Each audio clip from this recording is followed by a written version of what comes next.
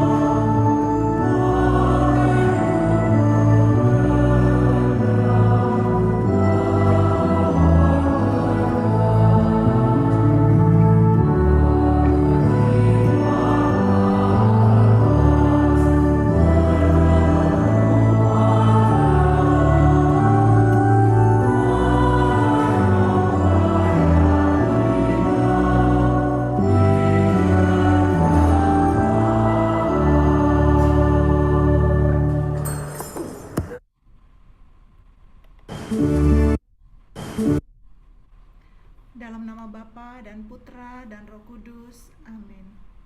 Rahmat Tuhan kita Yesus Kristus, cinta kasih Allah Bapa dalam persekutuan dengan Roh Kudus, senantiasa menyertai kita sekalian, sekarang dan selama-lamanya.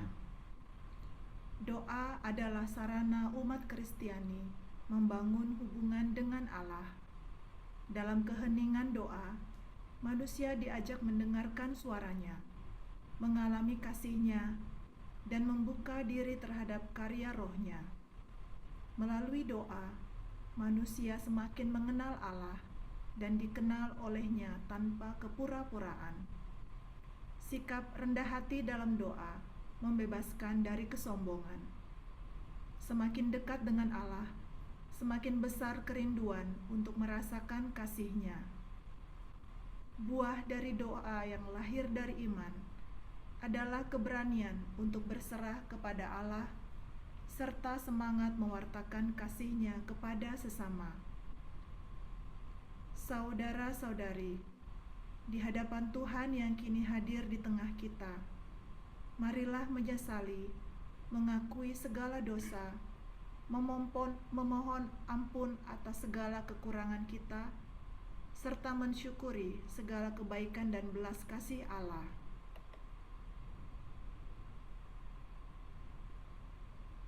Saya mengaku kepada Allah yang Maha Kuasa dan kepada saudara sekalian bahwa saya telah berdosa dengan pikiran dan perkataan, dengan perbuatan dan kelalaian.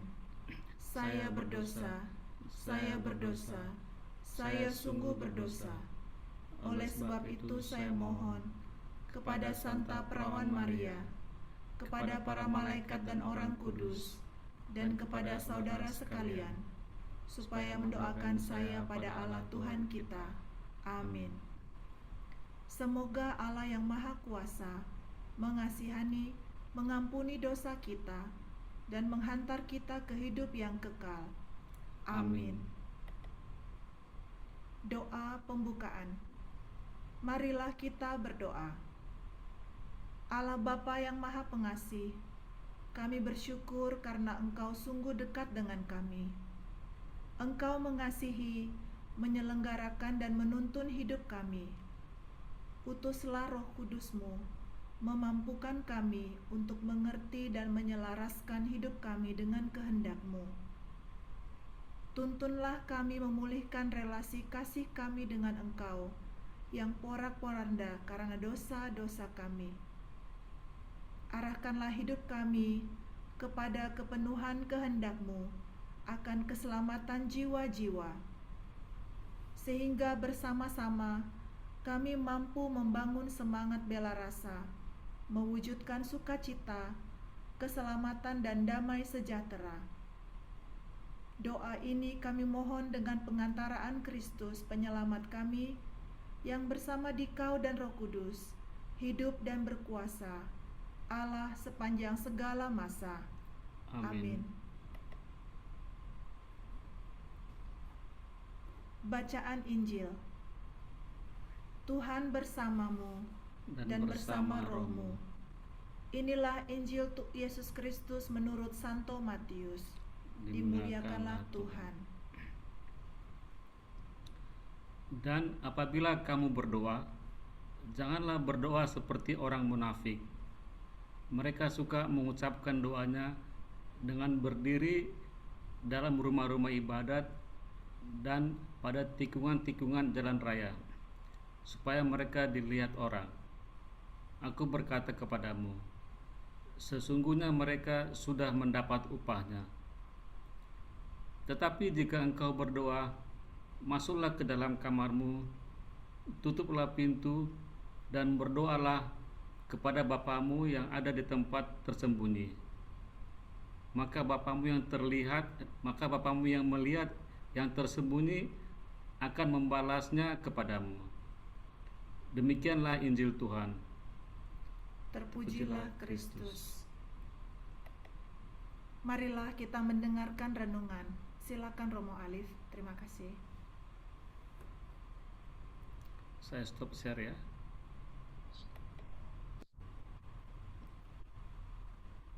Ibu Bapak dan saudara-saudari yang terkasih, selamat malam semuanya. Salam sehat dari kota Magelang. Semoga berkat melimpah untuk kita semua.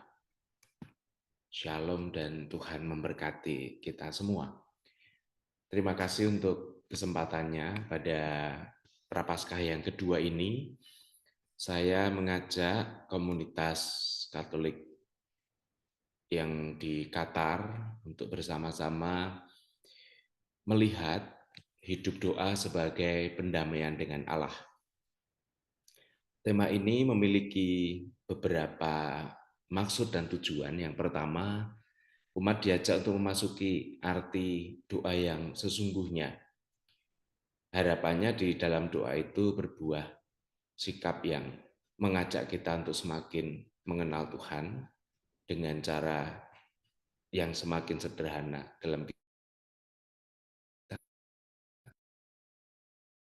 juga akhirnya memiliki sikap dan semangat rendah hati. Kita juga akhirnya terbuka terhadap rahmat Allah. Dan juga setiap dari kita pada permenungan hari ini diajak untuk merelakan diri, dikuasai dan digerakkan Allah ketika kita berada dalam semangat doa kita.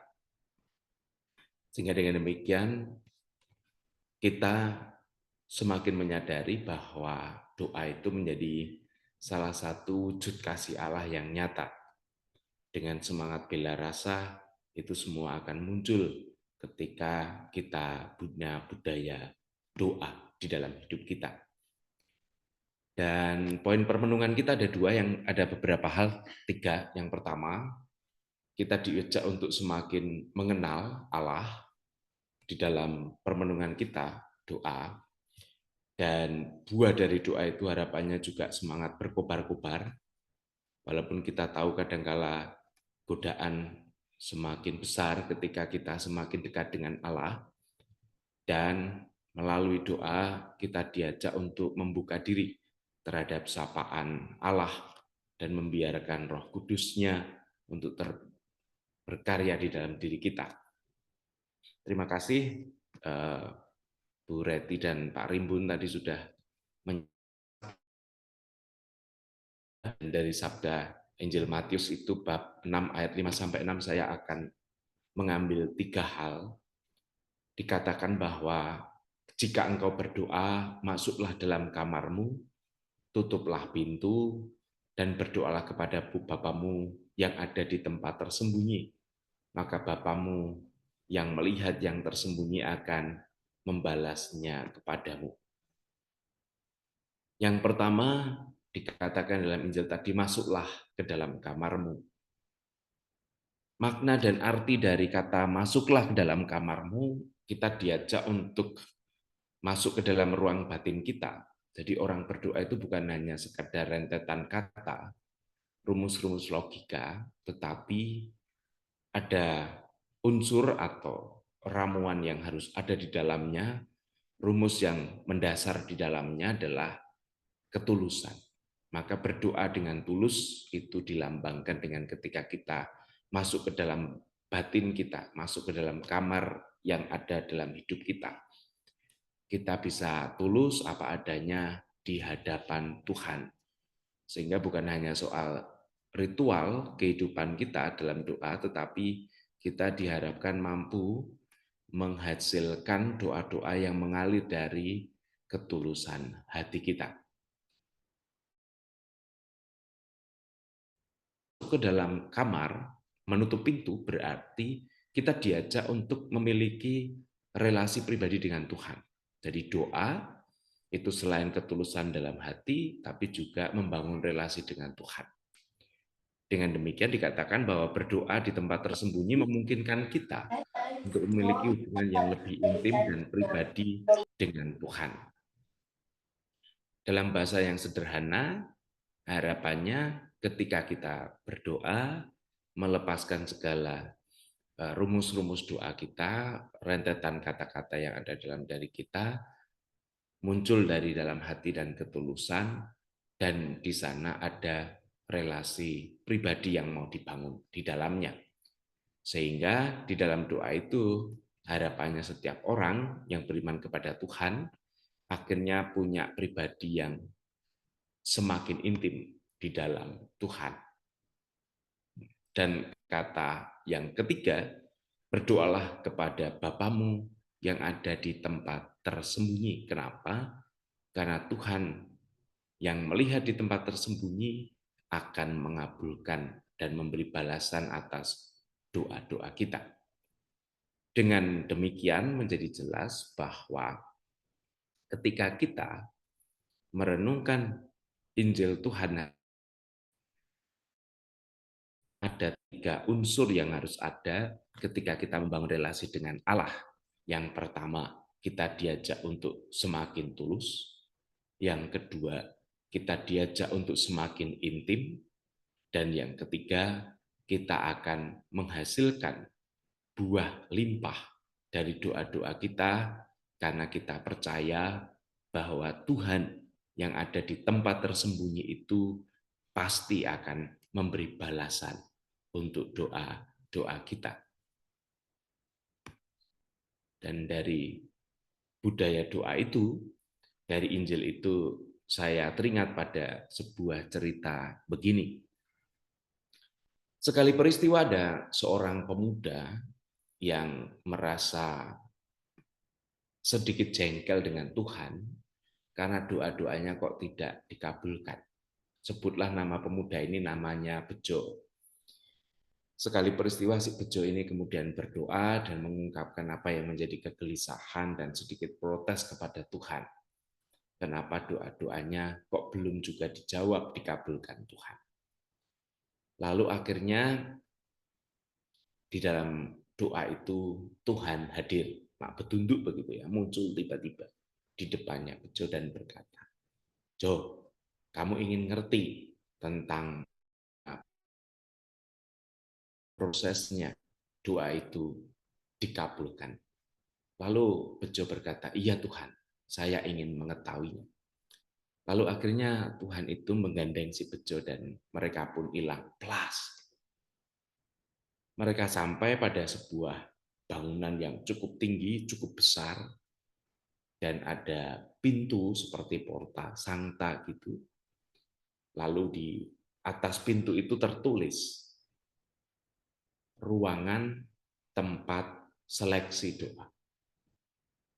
Lalu si Bejo dan Yesus pun masuk ke dalam ruangan itu.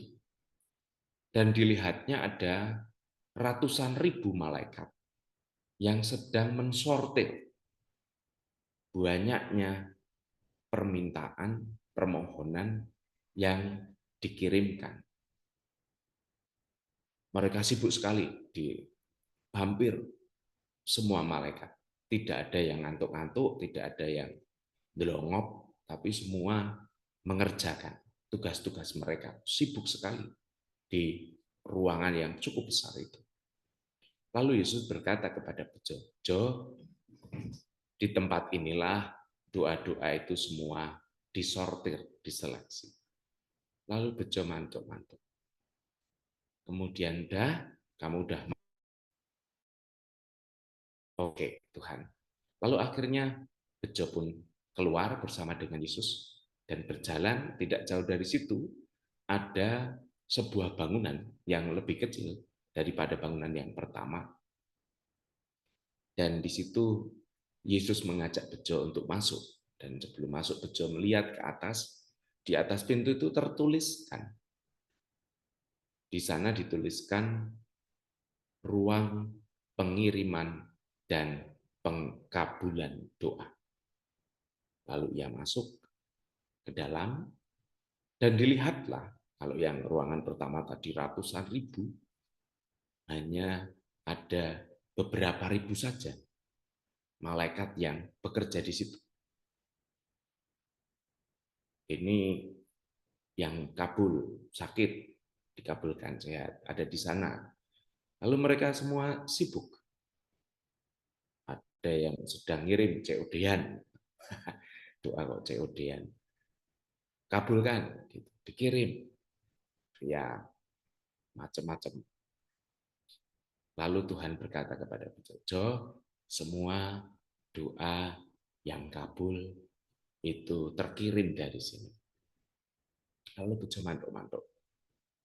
Kemudian mereka keluar dan Yesus berkata, masih ada satu.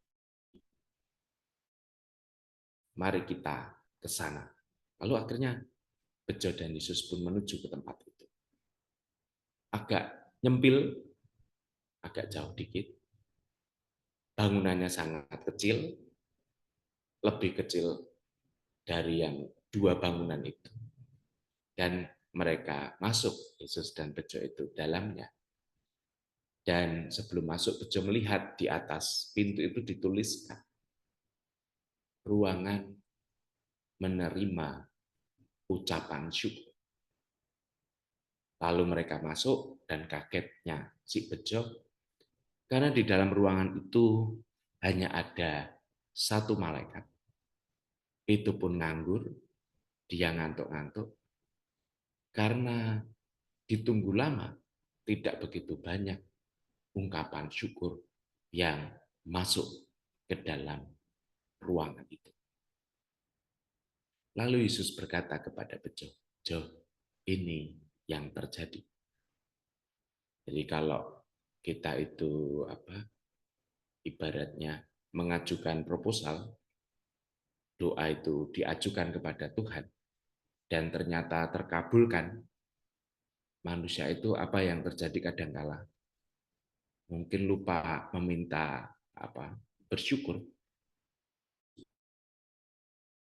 Sudah mengajukan ungkapan syukur aja udah minta lagi. Jadi ungkapan syukurnya terlewat. Lalu si Bejo memahami benar. Dia salah satu dari mereka yang seperti itu. Dan dia memeluk Yesus dan mengatakan, Yesus, besok kalau aku dikabulkan doaku, aku akan mengirimkan sebanyak mungkin ungkapan syukur kepadamu.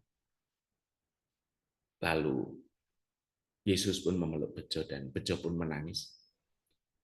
Lalu Yesus pun mengeluarkan kacu atau sapu tangan dan Bejo itu mengambil sapu tangan itu dan mengusap air matanya. Lalu sapu tangan itu atau kacu itu dintel-untel banjur cuntel dan ceritanya selesai. Bapak, Ibu, dan saudara-saudari, doa sering kita lakukan bahkan setiap hari. Tetapi pesan Tuhan, kita diajak supaya tidak menjadi orang yang munafik. Kita berdoa hanya demi kemuliaan diri atau dipuji kanan kiri. Tetapi yang terpenting adalah 3 hal tadi yang harus ada dalam rumus doa kita. Yang pertama, ketulusan. Yang kedua, keintiman dengan Tuhan. Dan yang ketiga, yakin bahwa kita akan dikabulkan doa itu. Dan ketika doa itu terkabul, jangan lupa mengucap syukur.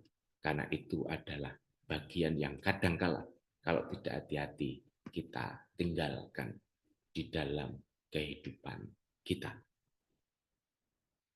Demikian untuk permenungannya. Apakah ada tanggapan? Ada hal yang ingin diperdalam? Mumpung yang kita obrolkan ini tentang doa. Kepada pembawa acara, MC, Bu Reti, Pak Rimbun, monggo. Saya kembalikan. Terima kasih Romo Alif atas renungannya. Kita buka sesi sharing bagi teman-teman yang ingin bertanya atau berbagi cerita. Untuk waktunya saya persilakan 2 atau 3 teman-teman yang ingin sharing. Silakan.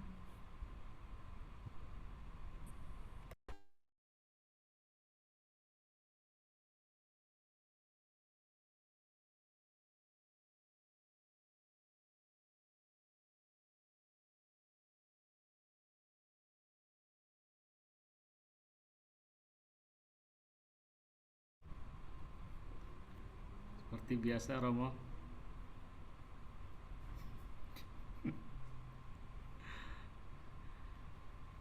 Eh, jadi gini Romo, jadi yang pada ibadat hari ini sangat relevan dengan apa yang saya alamin atau mungkin yang saya mau tanyakan ke Romo. Ya. Eh, saya saat ini ya, maksudnya atau gini, dulu waktu masa muda Romo ya, masa muda. Jadi dulu tuh saya lumayan aktif di persekutuan doa Romo, terutama itu di karismatik Katolik Romo ya. Ya namanya dulu ya, jadi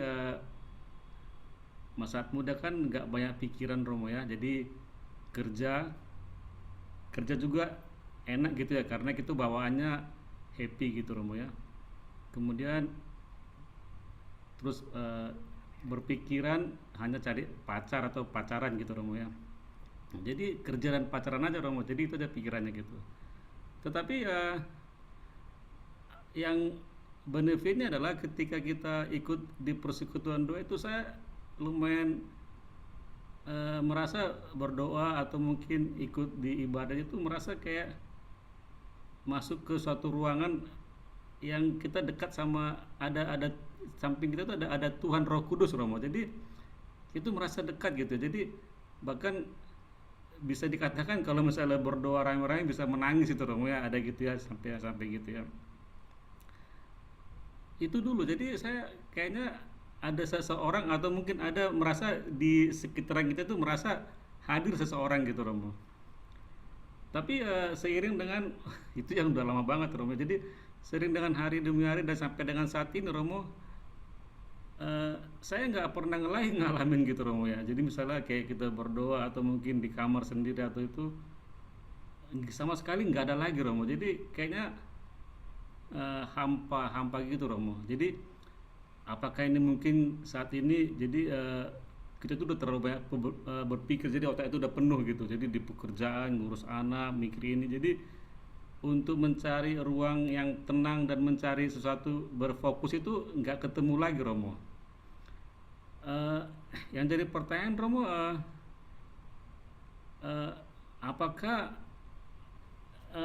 bisakah atau mungkin caranya gimana supaya kita akan seperti dulu lagi gitu, atau mungkin memang nggak harus seperti gitu sebenarnya, untuk berdoa itu nggak harus seperti yang dulu atau sekarang juga oke gitu Romo ya. Kira-kira bagaimana Romo ya? Makasih Romo. Ya, makasih Pak Rimbun. Sebenarnya ada dua konsep ya yang bisa kita bangun ketika kita mencoba untuk apa istilahnya itu kan beberapa hal. Kalau tadi Pak Rindu menyampaikan bahwa dulu serasa kok Tuhan itu begitu dekat, Tuhan itu begitu mudah saya temukan ketika masa-masa itu. Bisa jadi yang pertama karena memang motivasinya istilahnya itu sambil menyelam minum air, gitu. Sambil cari pacar, ya wis sekaligus persekutuan kan gitu. Jadi ini bukan soal salah atau benar, tetapi mindset setting kita untuk membangun motivasi mengarahkan ke situ. Toh itu sah-sah saja, sehat-sehat saja. Itu yang pertama. Yang kedua, menurut saya bukan soal rutinitas atau pikiran atau apapun yang mendistrak kita untuk tidak lagi merasakan itu. Tetapi justru dibalik. Apa yang saya alami hari ini dengan berbagai macam pikiran ya, tapi mikir anak, mikir istri, mikir pekerjaan, mikir besok mau ngapain. Bukankah sebenarnya itu bahan bakar energi orang untuk membangun motivasi? Kan kadang-kala sederhananya gini, ketika kita punya problem, punya masalah, yang kita butuhkan itu kan satu, jalan keluar kan gitu. Dan Yesus berkata, akulah jalan. Sebenarnya ada di situ plotnya. Poin, aku akan mencari jalan keluar. Yesus sendiri menawarkan, akulah jalan. Kenapa? Kan pertanyaannya gitu. Kadangkala kita terlalu istilahnya apa ya, memforsir untuk mengeluarkan seluruh daya upaya kekuatan kita, dan seolah-olah Tuhan dalam tanda kutip ya nonton-nonton aja seluruh hidup saya. Kenapa tidak dilibatkan? Bisa jadi konsep kita seperti halnya arahnya Bunda Maria. Mereka kehabisan anggur. Walaupun jawabnya Yesus itu adalah bukan urusanku, waktuku belum tiba. Tetapi toh Bunda Maria menyuruh, apa yang dia katakan padamu, buatlah. Lalu mujizat terjadi. Sehingga klopnya adalah Tuhan itu menanti kapan kita mengeksekusi dan melibatkan Tuhan untuk eksekusi beberapa hal yang kita alami dalam hidup. Saya rasa doa itu akan menjadi lebih cair dalam hidup kita ketika bahan bakarnya, energinya adalah masalah-masalah hidup kita.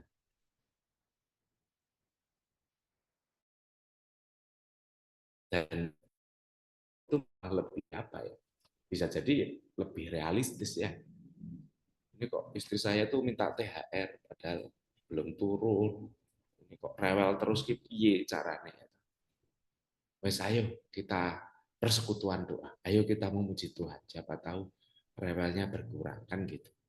Kalau ternyata malah rewel lagi, ayo yuk kita cari bahasa roh. Dalam arti bahwa sah-sah saja. Karena toh tadi kan tiga hal itu menjadi rumus utama. Kalau tadi bahasanya kitab suci, asal kita tidak menjadi orang yang munafik gitu ya, tetapi real, menjadi pribadi yang realistis apa adanya di hadapan Tuhan dengan ketulusan. Itu Pak Rindu. Iya, makasih Romo. Iya benar Pak. Jadi menurut saya sih jangan malas-malas justru kalau kita punya banyak pikiran nih, karena itu bahan bakarnya. Oke. Terima kasih Romo. Eh, Bagi ada yang mau sharing kembali, saya berikan kesempatan.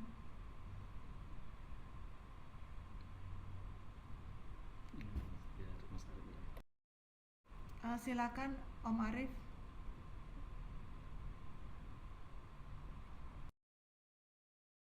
Ya, halo. Kok halo sih? Halo kan nelpon ya, salah saya. Iya, Eh, ya Om Arif. Silakan. saya cuma mau sharing aja. Saya nggak tahu ini ceritanya dari buku lain atau sebenarnya kisah nyata. Cuma mengenai berdoa ya kan. Eh, saya yang saya ingat, saya zaman dulu masih kuliah, masih nggak punya uang kan. Sekarang juga nggak punya. Cuma waktu kuliah saya jalan-jalan ke toko buku, terus baca-baca buku eh,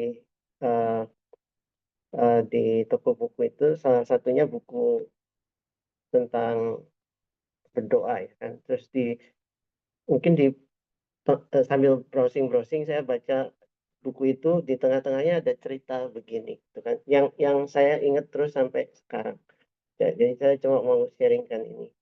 Em, di situ ceritanya ada orang yang bertanya ke mungkin romo atau pendeta gitu kan. Terus orang Kristen atau orang Katolik ini dalam sehari harus berdoa berapa kali? Kalau orang saudara-saudara kita Muslim kan 5 kali. Jadi kalau orang Kristen doa berapa kali gitu? Oh, jawabannya, anggaplah dia datang ke satu pendeta atau romo ini, jawabannya oh minimal 2 kali, pagi, waktu pagi dan waktu malam sebelum tidur. Terus si orang ini merasa tidak puas dengan jawaban itu. Terus dia pergi lagi ke pendeta atau romo yang lain. Dia tanya lagi, berapa kali harus berdoa? Oh, dia ya yang pendeta yang satu lagi atau romo satu lagi bilang, oh 3 kali, yaitu pas eh, pagi, siang, dan malam sebelum tidur. Masih nggak puas lagi. Dia pergi lagi ke pendeta atau romo yang ketiga. Sekarang dia punya senjata, karena dalam hatinya dia berpikiran dia nggak sempat gitu. Dia nggak punya waktu untuk berdoa sebanyak itu. Jadi kali ini yang ketiga dia nanyanya begini, eh, berapa berapa kali orang Kristen atau Katolik harus berdoa tiap hari kalau dia sibuk, super sibuk. Yang sebenarnya saya ingat terus karena jawabannya itu menurut saya nggak sesuai dugaan orang itu maupun dugaan saya. Jawabannya ternyata ketika kamu sibuk, orang Kristen itu atau orang Katolik itu harus berdoanya justru lebih banyak lagi daripada orang yang nggak sibuk. Itu terus terang saya ingat sampai sekarang. Jadi kadang kan kita berpikir karena kita sibuk berarti ya sesempatnya aja. Kalau kita sempat sekali ya sekali. Tapi tulisan itu agak menampar saya waktu itu, karena dan kalau dipikir benar juga bahwa semakin sibuk kita, bukannya harusnya kita mengurangi waktu untuk berdoa, justru sebaliknya harus ditambah. Jadi ini bukan pertanyaan, bukan apa-apa, cuma sharing aja bahwa itu menurut saya itu cukup inspiratif buat saya dan saya mau sharingkan.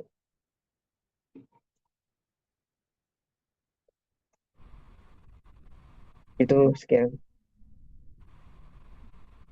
Terima kasih Om Arif. Apakah ada tanggapan dari teman-teman?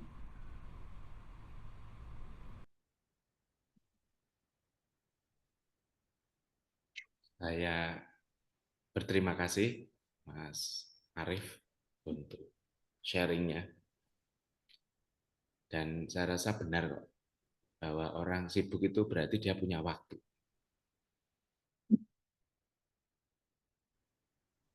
Orang yang sibuk itu selalu punya waktu. Saya nambahin aja, saya dulu pernah ketemu dengan dan disadarkan bertobat gitu ya. Saya juga bertobat loh ya. Jadi waktu itu ada salah satu dari tim, namanya dokter, seorang dokter spesialis bedah di Elizabeth Semarang. Lalu beliau itu sebagai anggota tim Litbang Penelitian dan Pengembangan Paroki. Tapi dia punya obsesi. Padahal dia sedang juga studi S3 di UGM untuk manajemen rumah sakit. Saya tidak membayangkan karena waktu itu dia bilang, Romo ini harus ada schedule yang jelas. Oke, pokoknya kita kalau rapat hanya 1 jam. Poinnya A, B, C, D. Nah, kenapa dok? Pokoknya jam 7 harus date, jam 8 karena saya jam 9 sudah harus mengoperasi orang. Jadi dari situ, padahal pagi sampai siang dia sudah kuliah di UGM. Padahal Semarang, Jogja itu juga tidak dekat. Dia melakukan itu semua, tapi semua on the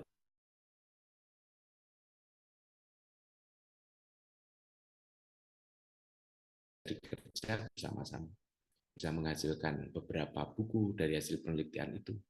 Tapi yang mau saya sampaikan bahwa dari dokter awal ini saya belajar, oh iya ya, ternyata orang sibuk itu banyak waktunya. Kenapa? Karena setiap waktu dia bisa menandai, setiap waktu dia bisa menggunakannya, memanfaatkannya. Maka sebenarnya kalau kita mau mengatakan saya sibuk, berarti sebenarnya saya punya waktu dan clock. Berdoa itu juga kaitannya dengan kesibukan. Artinya bahwa berdoa bukan berarti bahwa saat kita ada di gedung gereja atau gedung-gedung tempat di mana kita berdoa, tetapi di mana waktu Tuhan itu diberikan kepada kita, ya kita mempergunakannya.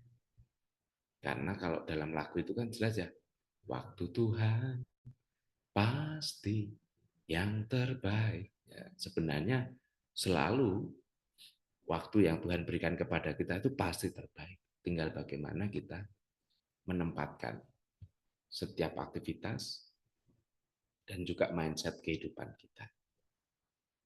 Maka sampai sekarang pun juga saya mempergunakan waktu dan dengan berbagai macam kegiatan.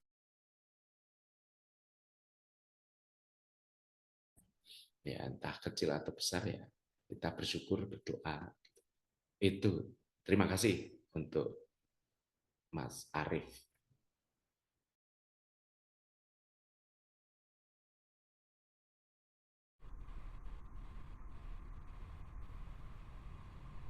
Baik, terima kasih Romo. Apakah masih ada bagi teman-teman yang berkenan sharing? Biasanya Mbak Ika ya.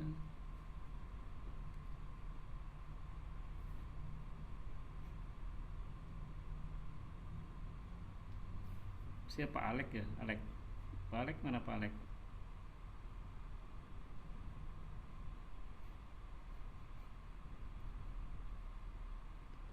Romo, sama mau tanya Romo. Silakan Mbak Polin. Iya, Oke, Bu. kayaknya kalau di sini itu doa itu identik dengan permintaan saja ya Romo ya. Padahal mungkin kalau doa itu tidak hanya permintaan kali ya Romo ya. Kita ada sesuatu baru kita berdoa. Mungkin ada apalagi ada pengen sesuatu yang ada wujud baru kayaknya berdoa. Padahal kan sebetulnya kayak doa itu kayak kita cara kita berbicara berkomunikasi dengan Tuhan. Jadi tidak hanya meminta saja kan Romo ya gitu ya Romo.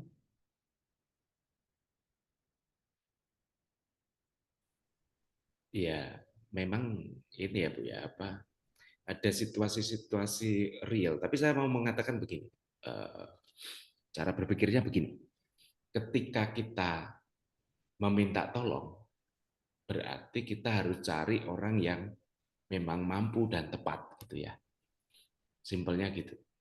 Artinya bahwa kalau kita datang kepada Tuhan dan meminta, itu berarti kita tahu betul bahwa Tuhan itu bisa membantu kita, menolong kita. Itu satu. Bahwa doa itu sebagai sarana kita untuk meminta tolong pada Tuhan, berarti kita percaya bahwa Tuhan pasti akan menolong kita. Soal dijawab atau tidak, sebenarnya kita itu jangan menginterupsi. Gitu. Itu sudah urusannya Tuhan. Gitu kan? Karena kadang-kala kita sudah nodong di depan, kalau saya minta tidak dijawab, maka saya akan ngambek. Itu yang mungkin harus dibuang jauh gitu ya, bahwa saya datang kepada Tuhan meminta tolong di dalam doa dan komunikasi saya, karena saya percaya bahwa Tuhan itu pasti akan menolong saya. Lalu yang kedua, memang mindset kita dalam seluruh kehidupan rohani kita, doa sebagai sebuah komunikasi itu bukan berarti doa ngobrol. Karena untuk sampai ke sana ada tahapnya. Dan tidak semua orang itu apa ya Bu ya, istilahnya itu kuat gitu, tekun, setia gitu. Ada yang ya saya dalam kondisi begini saya akan berjumpa dengan Tuhan. Tetapi arti dan makna Tuhan tadi yang disampaikan, orang diajak untuk membangun ketulusan. Maka sebenarnya kalau sampai pada ketulusan itu, menjadi pribadi yang apa adanya di hadapan Tuhan, dan salah satu kita bisa tulus di hadapan Tuhan itu murni gitu, ketika memang kita minta pertolongan Tuhan. Apapun itu. Dan yang kedua, kita menjadi pribadi yang dalam tanda kutip tahu diri juga. Tahu diri itu dalam arti bahwa memang kita datang kepada pribadi yang mumpuni di atas kehidupan kita, melampaui kehidupan kita, dan dia pasti akan menghandle kehidupan kita. Maka seyogyanya juga ketika Allah atau Tuhan kita itu menghandle hidup kita, ya kita seperti dalam cerita tadi, sering-sering juga mengucap syukur, berterima kasih. Karena itu adabnya, etikanya. Sehingga ruang-ruang itu ketika dibangun, menjadi apa ya istilahnya, pola relasi kita dengan Allah pasti akan menjadi lebih intim. Bahwa doa itu dimulai dari permohonan, permintaan, saya rasa itu juga sah-sah saja, tidak ada masalah. Namun kita juga diajak untuk membangun adab, budaya, etika gitu kepada Tuhan. Karena dia pasti akan memberi yang terbaik bagi kita juga. Demikian Bu tanggapannya. Semoga menjawab. Terima kasih Romo. Ya, terima kasih.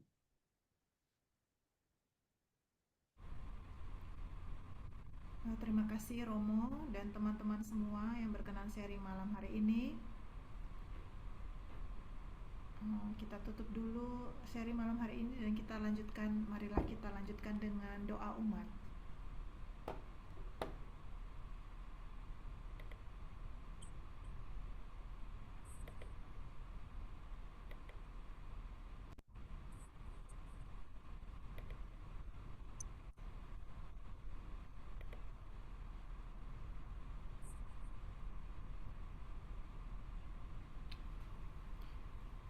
Saudara-saudari terkasih, dalam masa Prapaskah ini, kita diajak untuk semakin mendekatkan diri kepada Allah melalui hidup doa yang tulus. Doa bukan hanya ungkapan hati kita, tetapi juga sarana pendamaian dengan Allah yang senantiasa membuka tangannya bagi kita. Marilah dengan hati yang rendah dan penuh iman, kita panjatkan doa-doa kita, memohon rahmat dan belas kasih-Nya, agar hidup kita semakin selaras dengan kehendak-Nya. Bagi gereja, ya Allah, bimbinglah gerejamu agar senantiasa menjadi tanda kasih dan pendamaian bagi dunia. Semoga para pemimpin gereja dan umat beriman semakin setia dalam doa dan mewujudkan kasih-Mu dalam hidup sehari-hari. Kami mohon, kabulkanlah doa kami ya Tuhan. Bagi mereka yang mencari kedamaian, ya Bapa, kami berdoa bagi mereka yang gelisah dan haus akan kedamaian. Bimbinglah mereka untuk menemukan penghiburan dalam doa dan mengalami damai sejati yang hanya berasal dari-Mu. Kami mohon, kabulkanlah doa kami ya Tuhan. Bagi kita semua, ya Tuhan, ajarlah kami untuk semakin setia dalam doa, bukan hanya sebagai permohonan, tetapi juga bentuk syukur dan pendamaian dengan-Mu. Semoga hidup doa kami membawa perubahan dalam diri kami dan dalam hubungan kami dengan sesama. Kami mohon, kabulkanlah doa kami ya Tuhan.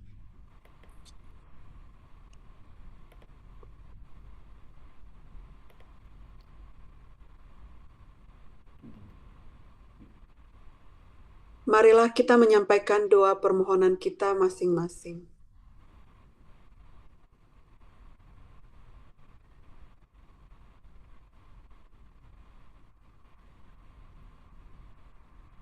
Kami mohon, kabulkanlah doa kami ya Tuhan. Kami berdoa juga untuk ibunda dari teman kami Brigita, Ibu Magdalena Sugiyarti yang sedang sakit. Ya Bapa yang penuh kasih, berikan kesembuhan bagi Ibu Magdalena Sugiyarti, berikanlah kekuatan dan semangat, dan berkatilah beliau dalam pengobatan sampai sembuh kembali. Kami mohon, kabulkanlah doa kami ya Tuhan.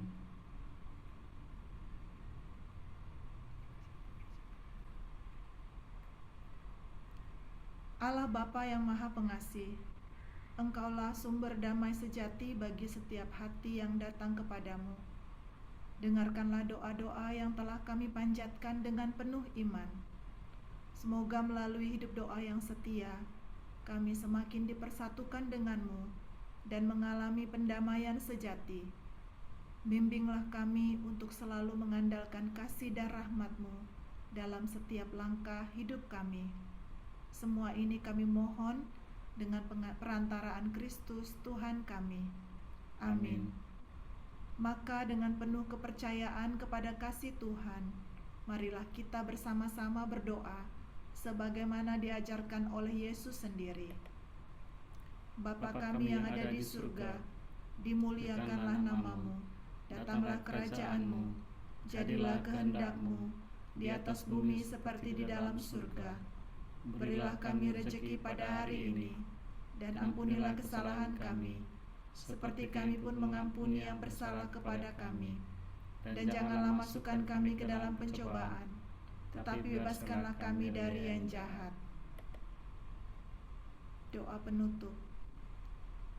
Allah Bapa Maha Pemurah, terima kasih atas kehadiran-Mu di tengah-tengah kami.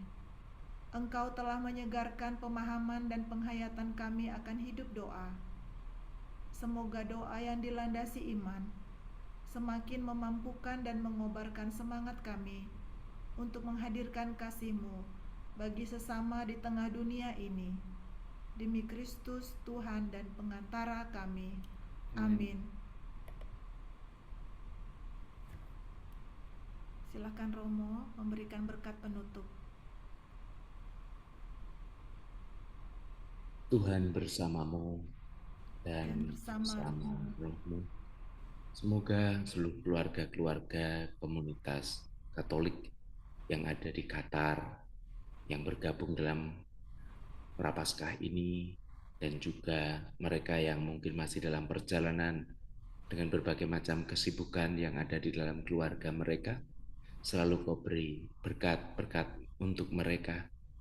Damai sejahtera Kau limpahkan, kesehatan, sukacita Kau mudahkan, dan senantiasa apa yang menjadi upaya-upaya mereka untuk memuji dan memuliakan nama-Mu, Engkau berkenan mengabulkannya.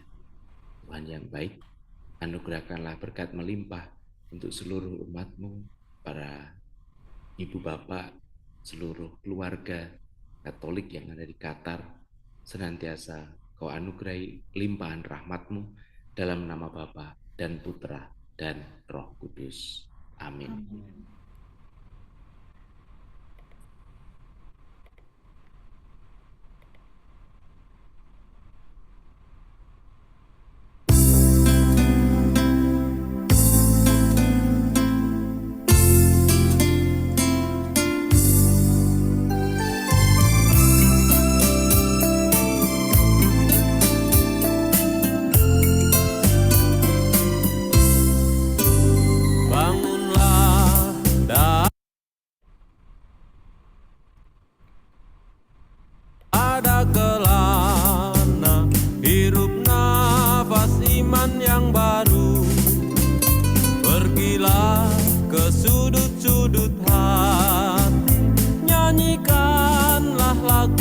imanmu. Pulanglah dengan damai sejati, nikmatilah rahmat Tuhanmu. Bangunlah, tak ada kelana, hirup nafas iman yang baru. Pergilah ke sudut-sudut hati, nyanyikanlah lagu imanmu. Pulanglah dengan damai sejati, nikmatilah rahmat Tuhanmu.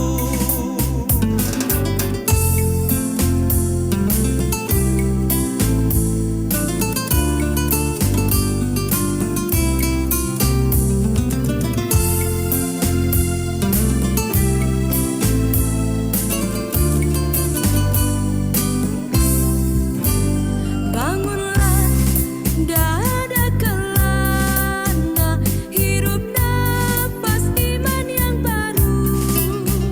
Pergilah ke sudut-sudut hati, nyanyikanlah lagu imanmu. Pulanglah dengan damai sejati, nikmatilah rahmat Tuhanmu. Bangunlah, tak ada kelana, hirup nafas iman yang baru. Pergilah ke sudut-sudut hati, Nyanyikanlah lagu imanmu. pulanglah dengan damai sejati, Nikmatilah rahmat Tuhanmu. Nikmatilah rahmat Tuhanmu.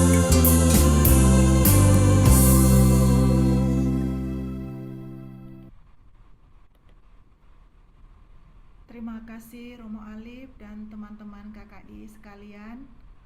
Ibadat Prapaskah kita malam hari ini sudah selesai. Selamat malam semuanya. Tuhan memberkati. Terima kasih Romo. Makasih. Romo. Makasih Romo Alif. Romo Alif. Makasih Romo Alif. Foto dulu. Siapa yang pakai laptop? Om Rimbun. Nekannya mana ya? Ya. Pakai ini ya, pakai Snagit ya. Semoga bermanfaat ya. Sangat bermanfaat Romo. Bisa Pak Rimbun. Ya bisa, ini Pak Jonet belum kelihatan sama Bu Anes. Pak Jonan caranya gimana nih? Aduh. Videonya dinyalakan. Nah, gantengnya. Ah. Iya ya, saya tunggu ya suara Pak Jonet nih nggak nongol. Ya. Iya Romo, lagi berdoa Romo. Oh syukurlah. Oke. Di ruang yang sunyi sepi. Ayo kelihatan giginya ya, senyum ya. 1, 2, 3. Ada cabai. Udah ya? Bentar. Ada Denzel. Mana Denzel? Denzel. How are you? Mana Denzel? Hai Denzel. Dari UAE Romo. Ini dari Abu Dhabi. Wah ini Sinung lagi mancing nih Sinung. Oh, lagi piknik tuh Linda sama Sinong nih. Enggak, itu ziarah Porta